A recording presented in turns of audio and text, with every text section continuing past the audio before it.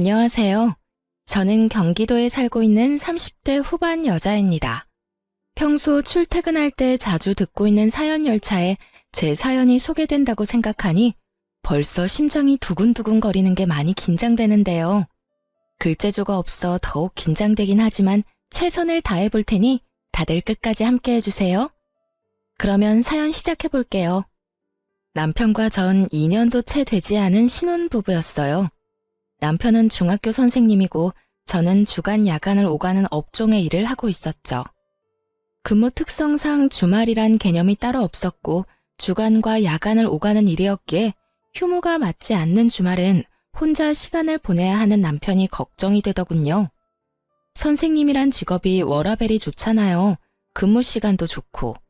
퇴근 시간이 빠른 남편에 비해 저는 저녁에 출근할 때도 많았어요. 제가 이런 걱정을 할 때마다 남편은 이렇게 말해주었어요. 에이, 별 걱정을 다 한다. 우리 연애할 때도 그랬는걸 뭘. 나 혼자 잘 놀아. 알잖아. 날씨 좋으면 등산도 가고 낚시도 다니고 가끔 친구들끼리 캠핑도 다녀오기도 하니까 내 걱정은 전혀 하지 말고 일해. 난 정말 괜찮아. 그래. 조금만 더 혼자 놀아. 나 인사이동 시즌 곧 다가오니까 그때 기회 봐서 부서 이동하려고 계획 중이니까. 이렇듯 남편은 혼자서도 잘 놀고 있었고 전 저대로 남편과 더 많은 시간을 함께하기 위해 인사이동 시즌을 기다리고 있었죠. 이런 저희 부부에게 조금의 문제가 있다면 시댁이었어요. 연봉은 제가 남편보다 더 높은데도 불구하고 시댁에선 절 못마땅해 했어요. 그 이유는 바로 제가 남편과 같은 선생님이 아니란 사실 때문이었는데 그것도 저에게는 참 어이가 없었어요. 결혼 이야기가 오갈 때는 전혀 이런 말을 꺼낸 적도 없었고 오히려 돈 더 잘 버는 저에게 능력이 좋다며 반대하기는커녕 반기는 분위기였죠. 그랬던 시댁이었는데 결혼 1년 차가 지났을 때부터 점점 이런 말을 하곤 하더라고요. 우리 며느리도 우리 아들 같은 학교 선생님이었으면 얼마나 좋아. 교육자 부부, 이 얼마나 어감도 좋고 듣기만 해도 흐뭇하니. 친구들 만나서 이야기할 때 내 위신도 서고 말이다. 아무리 좋은 말도 계속 들으면 듣기 싫다는데 저딴 말을 계속 듣고 있자니 점점 짜증이 나더라고요. 그래서 저도 더는 참지 않고 시모에게 이렇게 말해주었죠. 결혼할 때는 돈 잘 버는 며느리 최고라고 하시더니 이제는 선생님 며느리가 탐나시는 거예요? 진작 선생님 며느리가 좋다고 했으면 저도 남편 포기하고 어머님을 위해서 결혼도 포기했을 텐데요.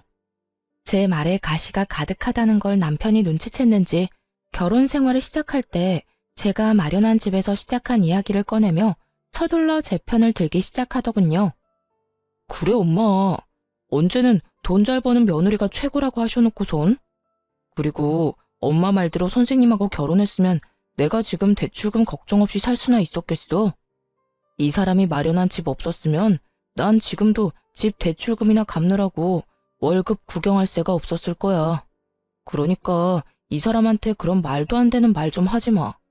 나도 기분 나빠지려고 그런다고. 남편의 말에 시모의 선생님 며느리 타령이 들어가긴 했지만 기분이 나쁜 건 어쩔 도리가 없더라고요. 제가 더 기분이 나쁜 건 저를 그렇게나 못마땅해 하면서도 저에게 끊임없이 용돈을 요구한다는 것이었는데요.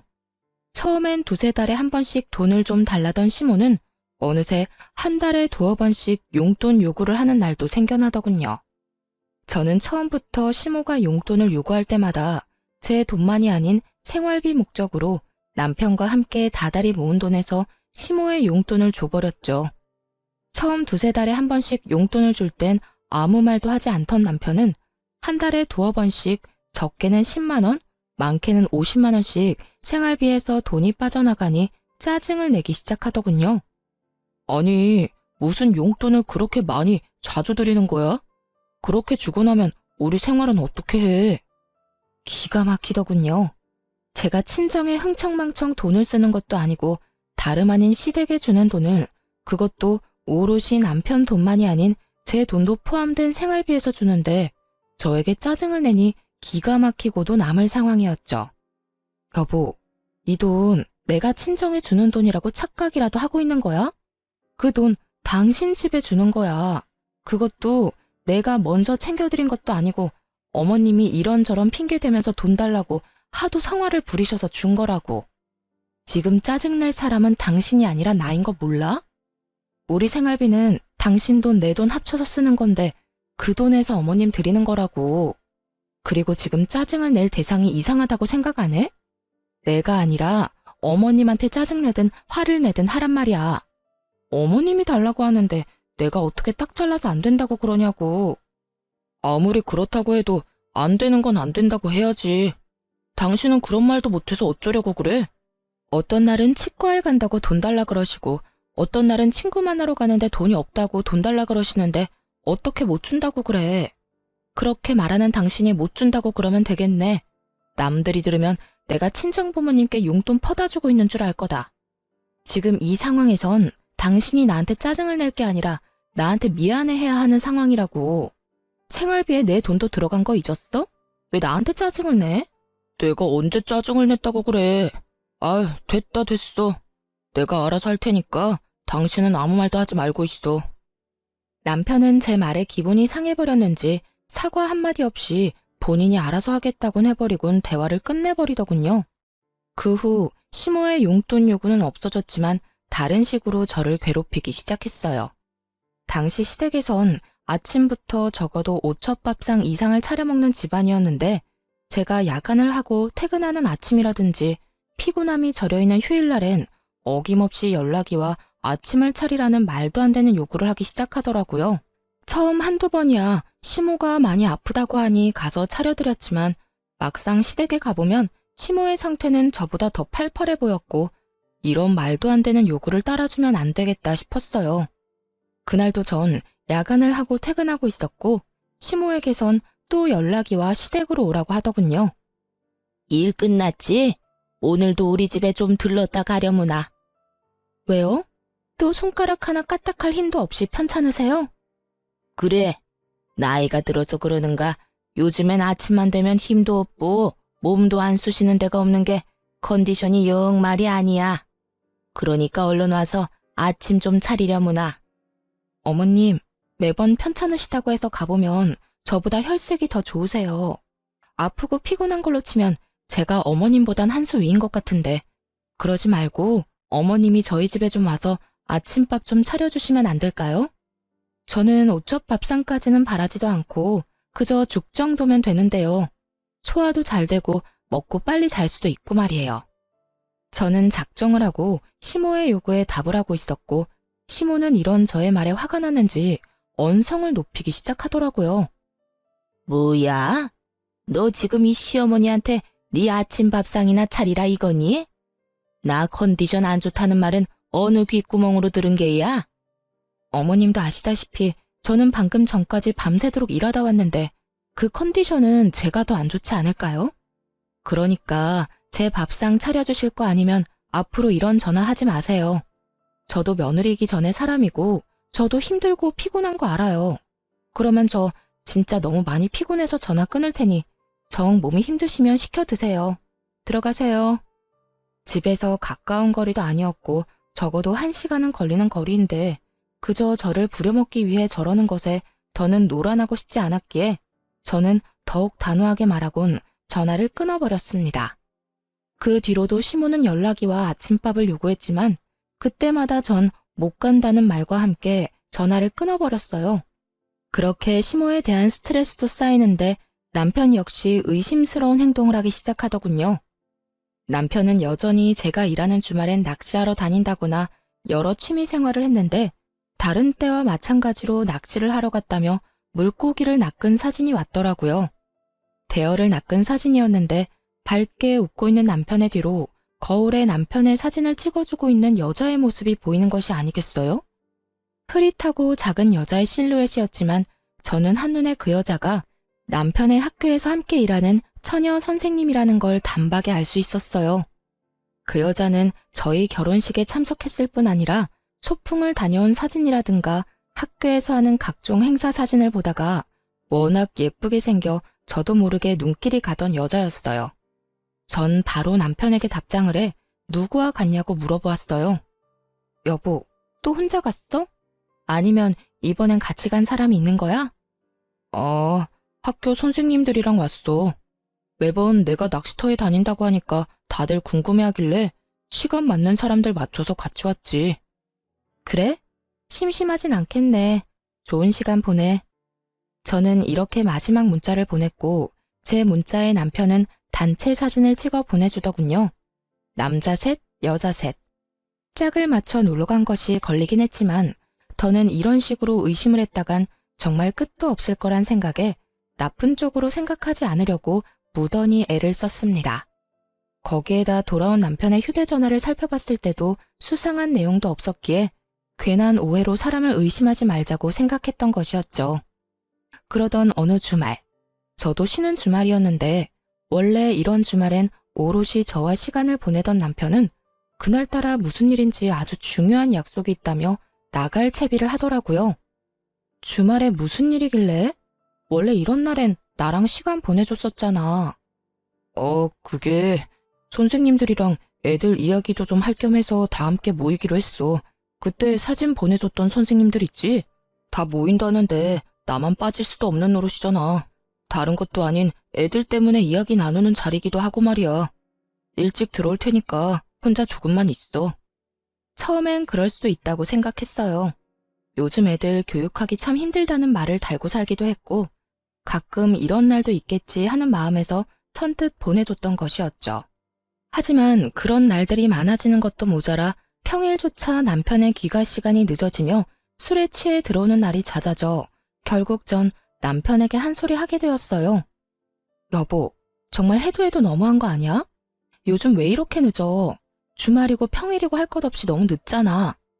당신이야말로 너무한 거 아니야? 난 당신 일 때문에 나랑 시간 못 보내는 것도 당신 편의대로 다 맞춰서 다 이해하고 혼자만의 시간도 척척 잘 보내는데 당신은 이런 것도 이해 못 해줘? 내가 선생님들 만나서 노는 것도 아니고 다 일의 연장 아니야. 나라고 뭐 좋아서 이러는 줄 알아? 당당히도 저딴 말을 하는 남편을 보는데 절로 콧방귀가 다 나오더라고요. 일의 연장이라는 사람이 짝 맞춰서 낚시 다니고 캠핑 다니고 허구한 날 술 마시러 다니는 게 말이나 된다고 생각하세요? 제가 본 남편은 그저 늦바람이 난 사람처럼 노는 것에 환장한 사람처럼 보였고 전 제가 느끼는 그대로 남편에게 말해주었어요. 일의 연장? 일한다는 사람이 낚시 다니고 캠핑 다니고 하루가 멀다고 술 마시고 다니는가 봐. 그걸 누가 믿어? 지나가는 사람 아무나 붙잡고 물어봐. 누가 그렇게 생각이나 해주는가? 열이면 열, 백이면 백. 젊은 사람들끼리 모여서 놀러 다니는 거라고 할 거라고. 나는 안중에도 없고 그저 그 선생님들이랑 시간 보내느라 바쁘잖아 요즘. 당신이 내 입장이면 섭섭하지 않겠어? 난 어찌되었든 이렇게까지 자주 모여 놀러 다니는 것도 싫고 하루가 멀다고 술 마시고 늦는 것도 싫어. 당신이 싫다고 하면 내가 안 해야 해? 그리고 섭섭? 당신 말 한 번 잘했다. 나도 섭섭했어. 당신이 일한다고 나 혼자 집에 있을 때 나도 섭섭했다고. 이거 왜 이래? 그리고 내 일은 내가 알아서 할 테니까 나한테 잔소리하지 마. 당신 눈엔 내가 놀러 다니는 걸로 보일지 몰라도 난 낚시 다니고 캠핑 다니면서 선생님들이랑 깊은 대화도 많이 하고 애들 이야기도 많이 해서 도움이 많이 된다고. 그러니까 더는 이런 걸로 실랑이하지 말자. 당신 아니라도 나 요즘 피곤해. 남편은 더는 저와 대화도 하기 싫다는 듯 고개를 좌우로 내저으며 자리를 피해버렸고 그 뒤로 늦는 일이 줄어들지 않더군요.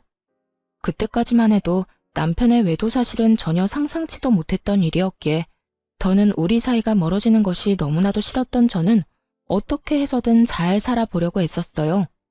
한마디를 해도 더 다정하게 하려고 했고 남편이 늦더라도 될 수 있으면 이해해 보려고 했죠.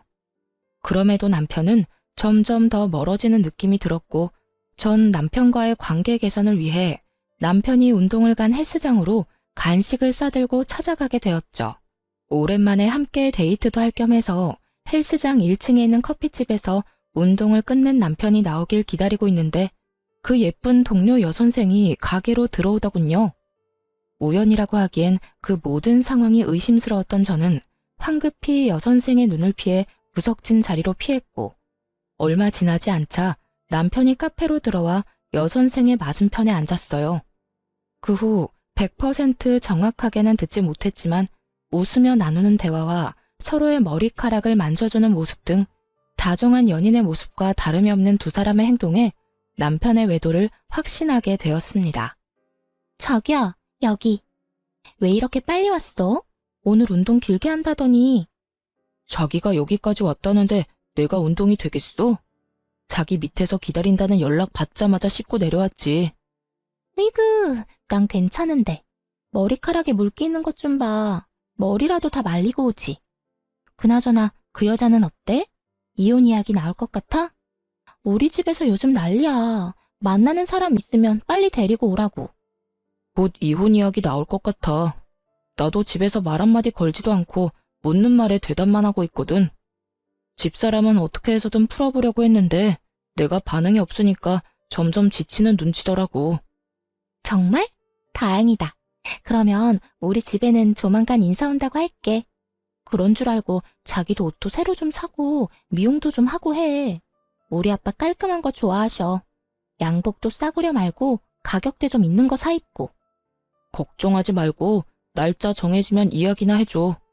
정신이 멍해지더라고요. 아무리 우리 사이가 멀어졌다고 한들 결혼한 지 얼마나 됐다고 벌써부터 다른 여자들 만나나 싶기도 했고 내 눈앞에 펼쳐진 현실이 꿈이길 바라고 또 바라기도 했고요. 거기에다 단순한 외도라고 해도 정신이 나갈 지경인데 아예 저와 이혼을 하자마자 재혼까지 할 생각을 하고 있다니 정말 하늘이 노랗더라고요. 하지만 가혹한 현실은 모든 제가 처한 사실이었고 그 자리에서 두 사람에게로 다 뒤집어 엎어버리고 싶은 걸 겨우 참고 집으로 돌아왔어요. 그날 밤 몰래 남편의 휴대전화를 살펴본 결과 여전히 남편의 휴대전화는 깨끗했고 전 잠든 남편의 차 열쇠를 찾아 블랙박스를 살펴보았어요. 휴대전화는 다 지웠더라도 블랙박스는 어찌하지 않았겠지 싶었거든요. 아니나 다를까 남편의 블랙박스는 모두 외도 증거를 담고 있었고 온갖 충격적인 대화가 다 녹화되어 있더라고요. 자기야, 다음 주에는 선생님들한테 캠핑 가자고 하자. 어차피 다들 1박 안 한다고 하니까 나도 같이 집으로 가는 척하고 돌아오면 돼. 그래, 자기가 캠핑이 좋다고 하면 캠핑하러 가면 되지. 그나저나 나 이혼하면 자기랑 재혼쯤은 언제쯤 하는 게 좋을까? 너무 빨리 하면 다들 보는 눈이 곱지 않을 것 같은데. 타이밍 보고 될 수 있으면 빨리 하면 되지. 남일 3일이면 다 잊는다고? 자기 이혼한 것도 우리 재혼하는 것도 며칠 못 가 다 잊힐걸? 일단 이혼이나 해. 이혼만 하면 자기는 탄탄대로야. 우리 아빠 탱탱학교 교장 선생님인 거 알지? 인맥도 장난 아니고 그만큼 파워도 장난 아니야. 일단 이혼하고 우리 집에는 자기 초혼이라고 속이고 재혼부터 빨리 하면 돼. 그리고 아기도 빨리 가지고 말이야. 역시 우리 자기 똑똑하다니까. 그런데 재혼 사실 숨겨도 되겠어? 나중에 들키기라도 하면 큰일 날 텐데. 자기랑 나랑 조용하고 있으면 누가 알겠어. 그리고 나중에 혹시나 하는 상황 때문에 아기부터 빨리 낳자는 거야. 설마 애까지 낳았는데 우리 아빠가 이혼하라고 하시겠어? 속이는 게 마음에 걸리긴 하지만 자기 재혼이라는 사실 우리 아빠가 알기라도 하면 결혼 승낙은커녕 얼굴도 안 본다고 하실걸? 하긴 자기가 나 때문에 고생이 많네. 어찌되었든 고마워. 난 이제 자기 덕분에 탄탄대로 꽃길만 걷겠네. 당연하지. 나한테 잘해? 들어보니 두 사람은 무리지어 다니며 다 같이 1박까지 한 것이 아니라 남편은 낚시터나 캠핑장에 계속 있고 상간녀는 무리와 함께 집으로 돌아가는 척을 하다가 다시 돌아와 남편과 시간을 보내는 방법으로 둘만의 시간을 보냈던 것이더라고요. 이로써 이혼에 필요한 증거들은 모아졌고 전 복수를 계획하게 되었습니다. 두 사람의 대화를 들어봤을 때 상간녀의 아빠는 옆 동네 사립고등학교 교장 선생님으로 교육자 집안에 꽤 집착하는 걸로 보이더군요. 남편 역시 상간녀가 젊고 어린 것도 있지만 이런 상간녀의 조건 때문에 더욱 상간녀에게 잘 보이려 애를 쓰고 있더라고요. 두 사람은 저와 이혼을 될 수 있으면 빨리 한 후 재혼 역시 서두를 생각을 하고 있었고 그렇게 자신들의 앞날은 꽃길일 거라 확신하고 있었죠. 전 이 모든 걸 산산조각 내줘야겠다고 생각했고 저의 계획은 바로 다음 날부터 시작되었어요. 전 우선 블랙박스 복사본을 상간녀의 아빠 학교로 보내버렸어요. 상간녀가 워낙 자랑스럽다는 듯 학교 이름을 언급해주는 바람에 쉽게 복사본을 보낼 수 있었죠. 그 다음 복사본은 남편과 상간녀가 일하는 학교 교장실로 보내버렸어요. 퀵 배달 기사분이 친절하게도 직접 교장 선생님께 전달을 해주었다는 연락까지 주셨고 전 별다른 걱정 없이 집에서 두 사람을 기다리고 있었죠. 학교 점심시간이 되자 두 사람은 득달같이 집으로 왔고 저를 향해 온갖 비난의 말을 쏟아내기 시작하더군요. 여보세요? 당신 남편 바람 피우고 있는 걸 알았으면 조용히 이혼이나 할 것이지. 학교 교장실로 그런 걸 보내면 어쩌자는 거예요. 다 같이 망하자는 거야 뭐야? 일에서 못 배운 것들은 상종하면 안 되는 건데 굳이 이렇게까지 해서 내 앞길을 막았어야 했어요? 나도 배울 만큼 배웠고 나도 좋은 대학, 좋은 성적으로 졸업했어. 그리고 진짜 상종 못할 인간은 너 아니니? 남의 남편이랑 놀아난 주제에 뭘 잘했다고 여기까지 찾아와서 큰 소리야? 불륜이나 저지른 주제에 앞날이 창창할 줄 알았니? 남편 간수 똑바로 안 한 사람이 잘못이지 내가 잘못인가요? 그리고 내 앞날은 이까진 일로 안 무너져요. 우리 집이 어떤 집인데. 이까짓 학교 그만두고 다른 학교 다시 다니면 되거든요? 어디 비빌 언덕 없는 자기랑 같은 줄 아나? 상간녀는 시골에 계시는 저희 부모님과 자신의 부모를 비교하며 비아냥거리기 시작했고 남편 역시 그런 상간녀의 편을 들며 저를 나무라기 시작하더군요. 그러니까 당신이 그런 짓 한다고 해서 복수가 될 것 같아? 우리가 당신 뜻대로 무너질 것 같아? 얼마나 보고 배운 게 없으면 그딴 교양 없는 짓거리를 해. 오늘 우리가 얼마나 개망신 당한 줄이나 알아? 정말 누가 할 말을 누가 하는 것인지 알 수가 없는 상황이더군요. 거기에다 아직 앞날이 꽃밭일 거라 확신하는 걸 보니 아직 상간녀의 본가에선 아무런 연락을 받지 못한 것 같기도 했고요. 그 잘난 교장 아빠가 상간녀에게 연락을 하길 기다리려고 했지만 저딴 식으로 기고만장한 꼴을 더는 볼 수 없어 모든 사실을 알려주기로 했죠. 당신은 정신이나 좀 차려. 누가 할 말을 누가 하고 있는 거야? 교양? 보고 배운 게 없어? 그건 내가 할 말이라고 생각 안 하니? 지금 교양 없이 더러운 외도나 저지르고 있고 보고 배운 것도 없이 적반하장으로 화를 내고 있는 사람이 누군데 그딴 소리를 나한테 하는 거야? 그리고 지금 아주 큰 꿈을 꾸고 있는 것 같은데 내가 모든 사실을 안 이상 그 꿈도 물거품이 될 거라고 생각 안 하니? 뭐라고? 당신 그게 무슨 말이야? 또 무슨 짓을 한 거야? 그러게, 이 여자가 지금 뭐라고 하는 거야? 설마, 아니죠? 아니긴, 내가 당신들 학교에만 복사본을 보냈을 것 같아? 너네가 어느 학교 어느 교장실에 누가 있는지 친절하게 알려줬는데 그런 눈으로 봐도 소용없어. 이미 복사본은 네가 비빌 언덕인 네 아빠한테도 보내버렸고 잘 전달되었다고 연락도 받았으니까. 그제야 모든 사실을 한 두 사람은 얼굴이 사색이 된다 싶더니 저에게 득달같이 달려들더군요. 거짓말이지? 당신 나랑 지혜 골려주려고 거짓말하는 거잖아. 당신이 정말 그런 짓을 했으면 앞으로 내 앞길은 누가 닦아주냐고. 자기는 지금 자기 출세 따위가 문제야? 우리 아빠가 알면 나 집에서 쫓겨나는 건 둘째치고 영까지 끊길 수도 있다고. 내가 어떻게 해서든 아빠 눈에 들어야 당신한테도 기회가 간다는 거 몰라? 저기요, 정말 우리 아빠한테 그 복사본 보낸 거예요? 아니죠. 내가 뭘 그렇게 잘못했다고 그렇게까지 해요. 제발 아니라고, 거짓말이라고 해줘요. 뭘 그렇게까지 잘못했냐고? 간통죄가 폐지됐다고 불륜이 정당화된 줄 아니? 너 조강지처가 버젓이 두 눈 뜨고 있는데 몰래 만나는 것도 모자라서 이혼까지 시키려고 했었어. 그 정도면 나한테 죽을 죄를 지었다고는 생각 안 하니? 복사본을 정말로 보냈냐고? 생각 같아선 복사본을 보내는 게 아니라 직접 가지고 가서 틀어주고 싶은 걸 겨우 참았어. 그러니까 여기서 M1 사람한테 헛소리하고 있지 말고 네가 사랑하는 저 남자까지 챙겨서 네 집에나 가봐. 한시라도 빨리 가서 빌어야 네 집에서 빌어먹을 밥풀이라도 있지 않겠니? 끝까지 현실을 부인하던 상간녀는 단호한 제 말에 눈을 뒤집고 저에게 달려들더니 허우적거리며 손을 뻗더라고요. 평생 운동이란 걸 해보지 않은 듯한 움직임이었죠. 어이없던 저는 상간녀의 손을 확 낚아채고 악소리가 나게 팔을 있는 힘껏 꺾어주었어요. 이거 놔? 이 여자 정말 미쳤나 봐. 이거 놔. 미친 건 내가 아니라 너지. 어디 건방지게 손까지 내밀어 내밀기는. 내가 그렇게 우스웠니? 어디 상간녀 주제에 여기가 어디라고 찾아와? 제정신이 아닌 게지. 생각 같아선 정말 가만두고 싶지 않은데 괜히 내 손 더럽히기 싫어서 보내주는 거니까 곱게 보내줄 때 가라.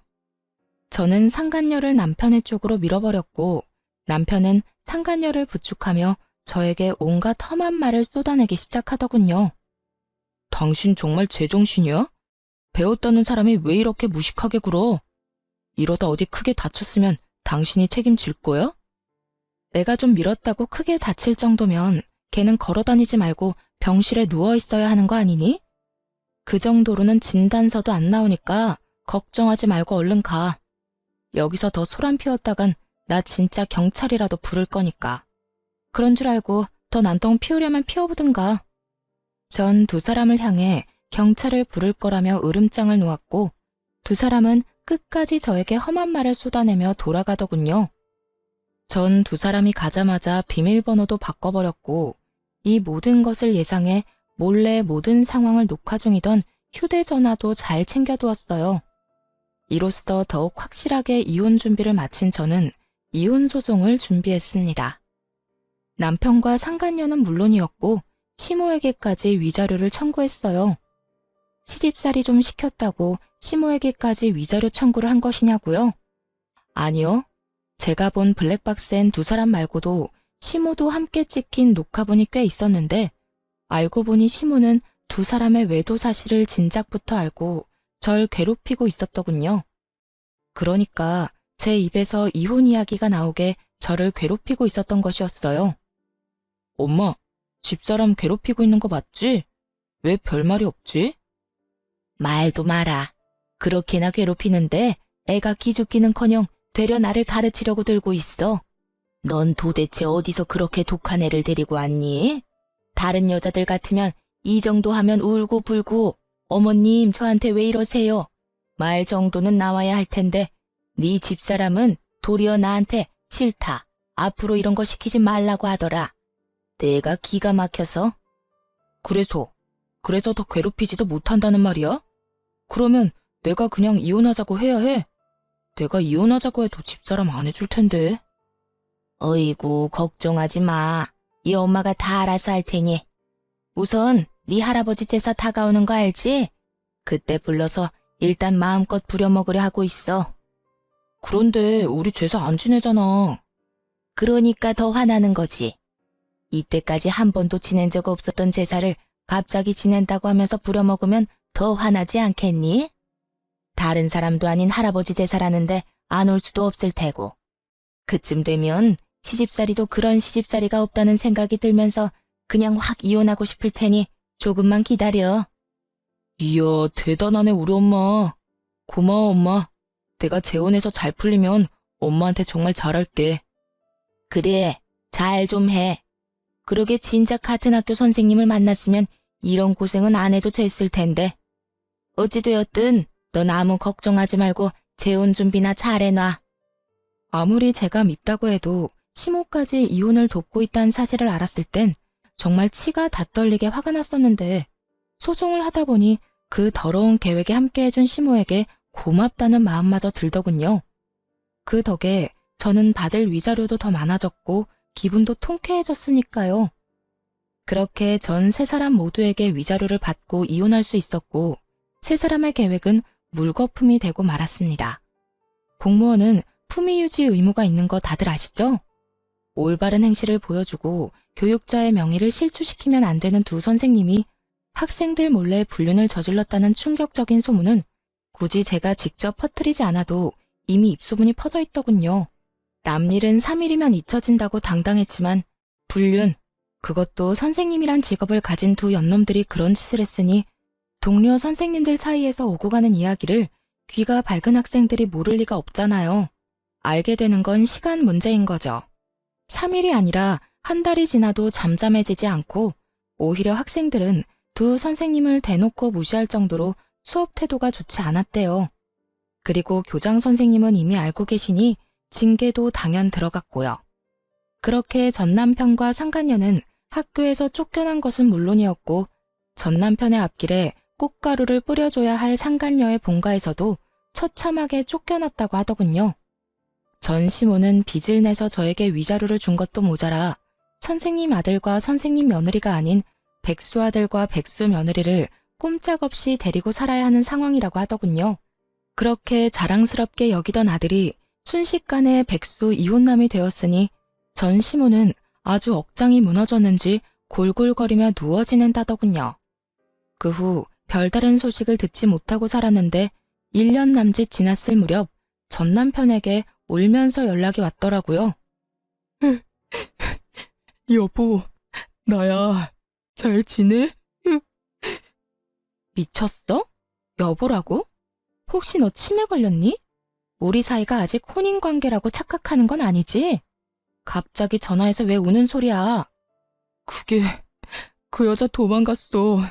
바람도 병이라고 하더니 이번엔 학원 원장이랑 바람나서 도망갔다고.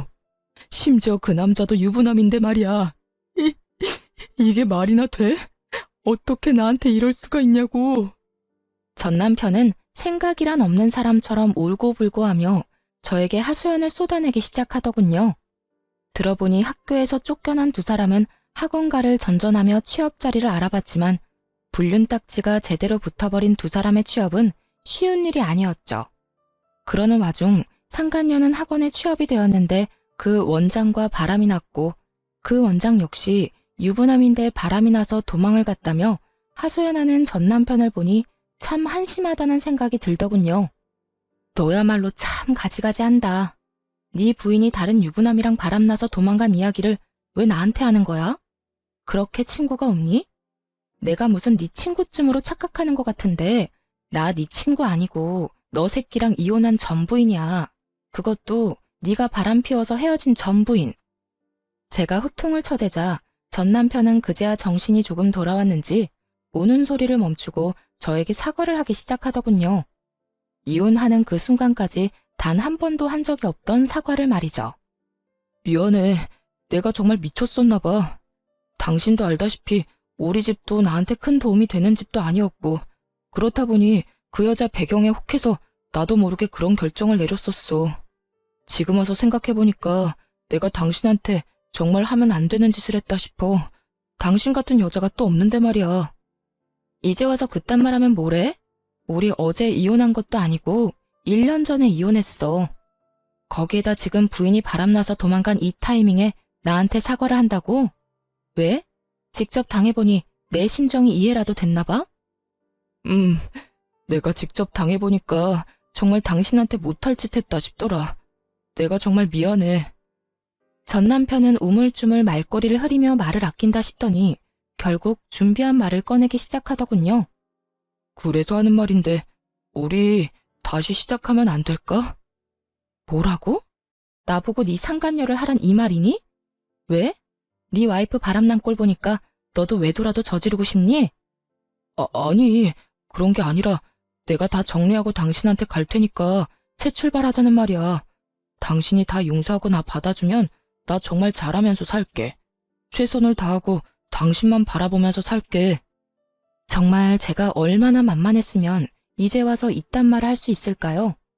그냥 용서만을 구하려고 연락을 했다고 해도 이가 갈릴 것 같은데 바람난 부인이랑 정리하고 올 테니 다시 저와 재결합을 하자니 정말 눈앞에 있다면 뒤통수를 올려붙이고 싶은 심정이었어요. 넌 정말 내가 호구로 보이니? 이제 와서 네가 울고불고 사연팔이나 하면서 다시 한번 잘해보자고 하면 아, 우리 전 남편이 이렇게나 불쌍하니 내가 다시 한번 잘 데리고 살아야겠네 라고 생각할 줄 알았니? 그때도 그랬지만 너 진짜 되지도 않는 아주 큰 꿈을 꾸는 재주가 있네. 당신을 호구로 본다니 내가 언제 당신을 호구로 봤다고 그래. 난 그저 이제 와서 생각하니 당신한테 너무 미안하기도 하고 이런 일을 겪어보니 아직까지 내 마음엔 당신밖에 없다는 생각이 들어서 그래. 정말이야, 믿어줘. 나 아직까지 당신 많이 사랑해. 사랑? 진짜 소름 끼친다. 1년이 지난 지금에 와서 사랑까지 한다고? 진짜 그 뻔뻔함에 웃음밖에 안 나온다. 야, 한 번만 말할 테니까 잘 들어. 난 너랑 다시 살 생각도 없고 너 같은 인간 사랑하기는커녕 혐오스러워. 내 입 아파서 내 입 더럽히기 싫어서 가만히 있었더니 넌 내가 만만해 보였구나. 다신 연락도 하지 말고 그 헛된 꿈에 나까지 엮지도 마. 여보, 제발. 내가 이렇게 빌게. 나 진짜 이러다 폐인 될 것 같아서 그래. 내 인생 망할 것 같아서 그렇다고. 우리가 함께 했던 정을 생각해서라도 나 좀 구해줘. 어? 제발. 저는 곧장 전화를 끊어버렸고 그 후에도 연락이 왔지만 다 차단을 해버렸어요. 그렇게 그 인연도 정말 끝이라고 생각했는데 몇 달 뒤 생각지도 못한 전시모에게서 연락이 왔더라고요. 차단을 다 했는데도 불구하고 다른 번호로 전화가 와 피하지 못하고 그냥 받아버렸던 것이었어요. 아가, 잘 지내니? 결혼 생활을 할 때에도 단 한 번도 들어본 적이 없던 아가라는 호칭을 쓰는 전시모를 보며 정말 코웃음이 다 나더라고요. 아가라니 참 낯선 호칭이네요. 그나저나 무슨 일이세요? 그래, 이야기 들었는지 모르겠는데 우리 아들 그 빌어먹을 물건이랑 이혼했어. 이제 호적도 깨끗해졌단다. 그거 참 잘 됐네요. 내가 경험해봐서 아는데 배우자가 바람나서 정신이 나가버리면 그거만큼 답 없는 상황이 또 없더라고요. 그냥 이혼하는 게 서로 편하죠. 그런데 그 소식 알려주려고 전화한 거예요? 전 그런 소식 궁금하지도 않고 듣고 싶지도 않은데요. 냉정하고도 단호한 저의 말에 전 시무는 잠시 한숨을 크게 내쉬더라고요. 그렇게 잠깐의 정적이 흐르는가 싶더니 어렵게 말을 꺼내기 시작했어요. 그래, 내가 네 마음 다 이해한다. 얼마나 성훈이가 밉겠어. 그런데 잘 생각해보면 우리 성훈이가 잘못한 게 없기는 해. 그 젊고 예쁜 여자가 심지어 집안까지 교육자 집안인 여자애가 좋다고 그렇게 쫓아다니는데 남자라면 눈길이 가지 않겠니? 그 한 번 실수에 대한 벌은 충분히 지금 받고 있으니까 아가, 네가 우리 성훈이랑 다시 한번 잘해보면 안 되겠니? 그러니까 지금 저한테 직장도 없을 뿐더러 미래도 없는 사람이랑 다시 결합하라는 말인가요? 심지어 빚까지 있는 남자랑요? 빚은 내가 어떻게 해서든 다 갚아줄 테니 그건 걱정하지 말고 너희는 그저 잘 살기만 하면 돼. 너만 마음 돌려준다면 내가 너희 집엔 발걸음도 하지 않고 연락도 하지 않으마. 우리 성훈이 저렇게 두다간 정말 폐인 될 것 같아서 그래. 네 말대로 취업도 안 되고 집에서 술만 먹는데 내가 아주 미칠 지경이야. 그러니까 네가 좀 마음을 돌려먹으면 안 되겠니? 입에서 나온다고 다 말이 되는 건 아닐 텐데 전시모는 헛소리를 말이라고 생각하며 잘도 뱉어내고 있더라고요. 아줌마 아들이 누굴 닮아서 그렇게 생각이 없나 싶었더니 다 아줌마를 닮았었네요. 내가 미쳤어요? 허구한 날 집에서 술만 퍼마시는 전 남편, 내가 뭐가 아쉽다고 재결합까지 해요? 뭐라고? 아줌마? 너 지금 말 다 했니? 아무리 그래도 아줌마라니. 네, 아줌마. 내가 이혼까지 한 마당에 어머님이라고 불러드릴 줄 알았어요? 그쪽이라고 해버리고 싶은 거 아줌마라고 해주는 거니까 고마운 줄이나 아세요. 그리고 빚을 갚아준다고요? 내가 알기론 아줌마도 저한테 위자료 주느라 빚쟁이인 걸로 아는데 무슨 수로 빚을 갚아준다는 말이에요? 아, 꼴에 살고 있는 그 집이라도 팔아서 해주려고요? 제발 헛된 꿈 좀 꾸지 마세요. 마음 떠난 사람 붙잡지도 말고요. 인연이 진짜 말이면 다 한 줄 아나? 나라고 네가 좋아서 이렇게 연락한 줄 알아? 다 내 아들이 원하니까 자존심 접어두고 연락했더니 뭐? 아줌마? 헛된 꿈? 내가 이래서 네가 싫다고 했던 거야. 내 아들이 저 모양 저 꼴이 된 거 다 너 때문이잖아. 네가 그때 조용히 이혼만 해줬어도 내 아들이 저런 꼴이 될 일도 내 며느리가 바람이 나서 도망갈 일도 없었다고. 그러니까 네가 책임져. 재결합할 게 아니면 돈이라도 내놓으란 말이야. 나하고 내 아들이 준 위자료 다시 다 토해내. 그걸 왜 내가 책임져야 해요? 잘못을 했고 그러니 나한테 위자료까지 줬던 거 기억 안 나나 봐요. 아줌마 아들이 그렇게 된 거나 아줌마 꼴이 그렇게 된 거나 다 그쪽들 책임이지 내 책임 아니라고요. 그게 왜 우리 책임이야? 내가 말했지. 네가 순순히 이혼만 해줬으면 이런 일 없었다고. 네가 그런 것만 안 보냈어도 이런 꼴은 당하지 않았다고. 그러니까 돈 내놔. 돈 내놓으면 더는 귀찮게 하지 않을 테니 돈 내놓으라고. 전 시무는 정신줄을 놓아버린 사람처럼 정신 나간 말을 하기 시작했고 더는 통화하고 있을 이유가 없어 보이더라고요. 이혼까지 한 마당에 가족도 뭣도 아닌 사람에게 욕을 들을 필요도 없었고요. 아줌마, 요즘엔 욕도 조심해서 해야 하는 거 모르는가 봐요. 지금 통화하는 거 다 녹음 중이거든요. 이거 내가 경찰서에 가지고 가서 신고하면 아줌마 또 벌금 내야 한다고요. 그렇게 자랑스럽던 아들 술값 되는 것도 힘들 텐데 어디 벌금까지 내게 해줄까요? 뭐야? 너 이 고약한 거 사. 나는 고약하기만 하지 당신네들은 고약한 걸 넘어서 파렴치하다고요. 그러니까 더 험한 꼴 보기 싫으면 나한테 연락해서 이딴 말 좀 하지 마세요. 사람이라면 양심이 있어야지. 이혼한 지가 언젠데 연락해서 재결합하라 마라 부탁질이에요. 다시 연락하면 정말 경찰서에서 뜨거운 제외하게 될 테니 그런 줄 알고 끊어요. 저는 전화를 끊어버렸고 그 번호 역시 차단을 해버렸어요. 끝까지 구질구질한 것을 넘어 양심도 없던 그 지긋지긋한 인연과도 그렇게 끝이 났습니다. 그 후 저는 아예 회사를 옮겨버렸어요. 제가 기다리는 인사이동은 되지 않았고 더는 주야간을 오가기 싫어 새 출발을 할 겸 아예 회사를 옮겨버렸어요. 그렇게 5년이란 세월이 지났네요. 저는 어느새 30대 중반을 넘어 40에 가까워지는 나이가 되었고 이직한 회사에 잘 적응하며 진급을 앞두고 있어요.